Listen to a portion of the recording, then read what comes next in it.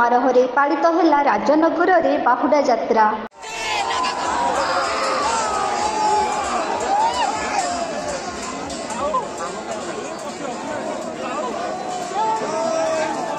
केन्दुझर जिला पाटण ब्लॉक अंतर्गत राजनगर ठारे पालित हो विश्वकर्ता प्रभु जगन्नाथ बाहुड़ा रथयात्रा। भाई बलभद्र सहित भौणी सुभद्रा रथरे बसी मौसी घर श्रीमंदिर को बाहुड़ी जाउथिबा जोगु यार नाम बाहुड़ा यात्रा बोली नामित करा जायछि। प्रति वर्ष 3 दिन रथयात्रा श्रीमंदिर बाहरी रथरे बसी मौसी घर को जाइथांती। वर्षरे थरे एही रथयात्रा हेउथिबारु प्रबल जनगहली मध्य रथयात्रा आयोजन होइथाए। जगन्नाथ महिमा जितेबाला पतित पावन पताका न थाए सेतबले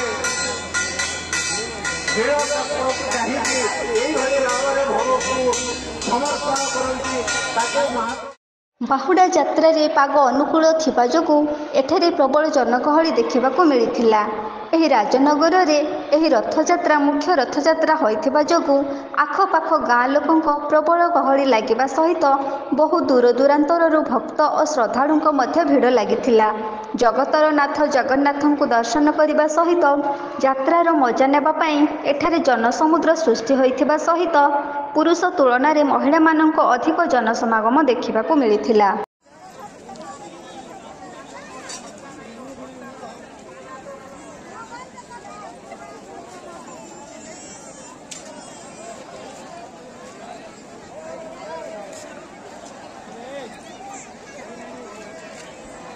बहु पुरातन एही राजनगर रथयात्रा।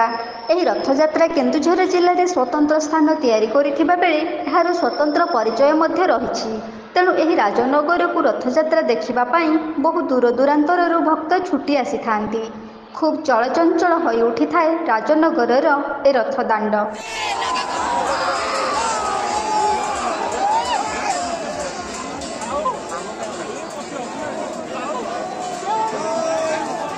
खूब भक्ति और भावनार सहित तेलिदेव को दर्शन करिबार सुजोग पाआंती श्रद्धालु। रथ टाणीबार स्वप्न को नहीं आसीथिबा श्रद्धालु और भक्त माने खूब आग्रह सहकारे प्रभु तेलिदेव रथ को टाणी निजको धन्य मने करिथांती। भावविह्वल होई रथ टाणीबारे भक्त जेतिकी खुशी थांती रथयात्रार मजा नहीं मध्य सेतिकी खुशी अनुभव करुथिबा दृश्य देखिबाकू मिलिछि। शांति श्रृंखलार सहित ए वर्ष राजनगर रथयात्रा पालित होइथिबा बेले सेमिति कौनसी अघटन घटिबार दृश्य दृष्टि को आसी नथिला।